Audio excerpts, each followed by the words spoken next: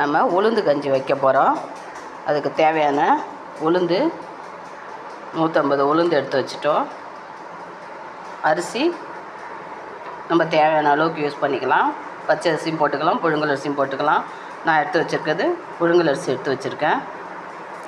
ஏலக்காய் 2 போட்டுக்கலாம். தேவையான அளவுக்கு வெல்லம் போட்டுக்கலாம். தேவையான அளவுக்கு தேங்காய் பூ, நெய் எடுத்து வச்சுருக்கோம். நெய் லாஸ்ட்டாக முடிச்சுட்டு நெய் யூஸ் பண்ணிக்கலாம் கஞ்சி வச்சுட்டு. இப்போ எல்லாத்தையும் வறுத்துட்டு மிக்ஸியாக பொடி பண்ணிவிட்டு நான் உங்களுக்கு வீடியோ போடுறேன். இது ஸ்ட்ரென்த்துக்கு, உடம்போட ஸ்ட்ரென்த்துக்கு நல்லது. இடுப்பு வலி, கால் வலி, எலும்பு தேய்மானத்துக்கு நல்லாயிருக்கும். நீங்கள் சாப்பிடுங்க. இது கருப்பு உளுந்தும் போட்டுக்கலாம், வெள்ளை உளுந்தும் போட்டுக்கலாம். கருப்பு உளுந்து போட்டால் எங்கள் வீட்டில் உள்ள பசங்க சாப்பிட மாட்டேங்கிறதுனால நான் வெள்ளை உளுந்து யூஸ் பண்ணுறேன். நம்ம செஞ்சு பாருங்கள். இப்போது கடாய் வச்சுட்டு உளுந்து போட்டுட்டோம். இது கருப்பு உளுந்தாக இருந்தாலும் நல்லது தான். வெள்ளை உளுந்து நம்ம போட்டிருக்கோம். இதுவே நம்ம ஒரு 10 தடவைக்கு இந்த கஞ்சி யூஸ் பண்ணலாம். ஒரு 2 ஸ்பூன் போதும், இல்லை ஒரு 1.5 ஸ்பூன் போதும். கஞ்சி நல்லா திக்காக இருக்கும். நல்லா அரிசி போடுறதுனால இப்போ இதையும் வறுத்துட்டு அரிசியும் வறுத்து எடுத்துக்கிட்டு நம்ம வீடியோ பார்க்கலாம். இப்போது உளுந்தும் நம்ம அரிசியும் வறுத்து வச்சுட்டோம். ஏலக்காய் ஒரு 3 ஏலக்காய் போட்டு மிக்சியில் பொடி பண்ணிக்கலாம். நம்ம இதுவே நமக்கு ஒரு 10 தடவைக்கு இந்த மிக்சியில் போட்டு ஜாரில் நல்லா பொடி பண்ண பிறகு ஒரு 10 தடவை வைக்கலாம் இந்த கஞ்சி. அரிசி கொஞ்சம் போட்டிருக்கோம், உளுந்து 150 உளுந்து போட்டிருக்கோம், 100 அரிசி போட்டிருக்கோம். இது மாதிரி செஞ்சு பாருங்கள். நான் இதை பேஸ்ட்டாக நல்லா இதை பொடியாக அரைச்சிட்டு கஞ்சி வைக்கும்போது வீடியோ போடுறோம். இப்போது நம்ம இதை பொடியாக்கிட்டோம். மிக்சியில் போட்டு ரொம்ப நைஸாக அரைக்கக்கூடாது, பிடிச்சிக்கும், நம்ம கஞ்சி வைக்க முடியாது. அதனால் கொஞ்சம் லைட்டாக குறை அரைச்சிட்டோம். இதுவே நம்ம ஒரு 5-6 தடவைக்கு போடலாம். இப்போது நம்ம கஞ்சி நம்ம வைக்கலாம். கஞ்சி வச்சுட்டு வீடியோ பார்ப்போம்.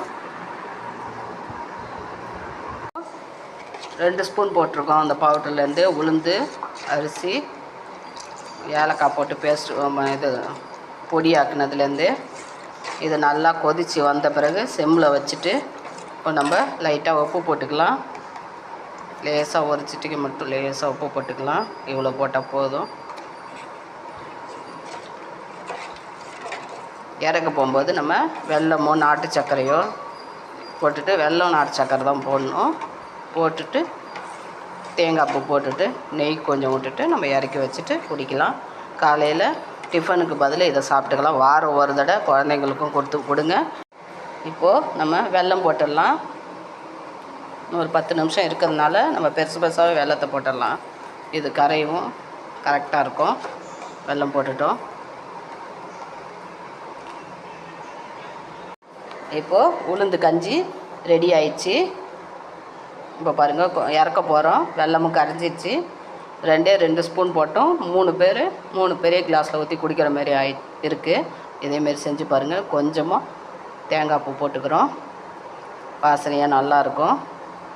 இப்போது நம்ம நெய் கொஞ்சம் ஊற்றிக்கலாம்.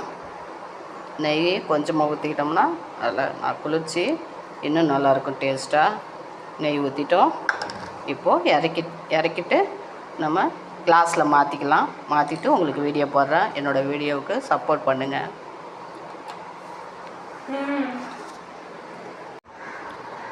இப்போது உளுந்து கஞ்சி ரெடி பண்ணிட்டோம். 3 பேருக்கு உள்ள கிளாஸில் ஊற்றிட்டோம். எப்படி இருக்குது பாருங்கள். தேங்காய் பூ நம்ம அதிலே போட்டிருக்கோம். கொதித்து இறக்கும்போது போட்டுட்டோம். நீங்கள் தேங்காய் பூ வேணுனாலும் இந்த மாதிரி போட்டுக்கலாம். அது மேலேயே நம்ம கொஞ்சம் நெய் ஊற்றிக்கலாம். இன்னும் வாசனையாக இருக்கும். எப்படி இருக்குது பாருங்கள். இதேமாதிரி செஞ்சு பாருங்கள். என் வீடியோவுக்கு சப்போர்ட் பண்ணுங்கள், சப்ஸ்கிரைப் பண்ணுங்கள், லைக் பண்ணுங்கள். ரொம்ப ஹெல்த்துக்கு ரொம்ப நல்லது. குழந்தைங்களுக்கும் கொடுங்க, நீங்களும் செஞ்சு சாப்பிடுங்க. வீடியோ பாருங்கள். தேங்க்யூ.